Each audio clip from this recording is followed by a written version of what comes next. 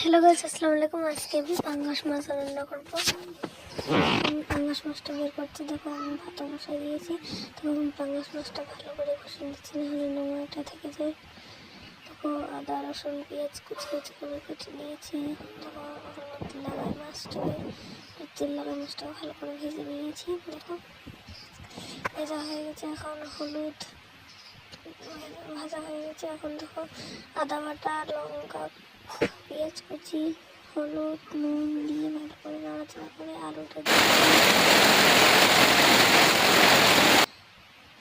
দেখো, এখানে আমি ভালো করে নাড়াচাড়া করবো, একটু সিদ্ধ করে নেবো ভালো করে।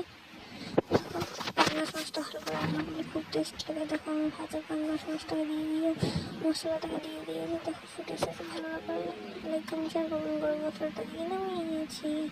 ভালো করে লাইক কমেন্ট শেয়ার করবেন। আমাদের ভিডিওগুলো পেতে লাইক কমেন্ট শেয়ার করবেন।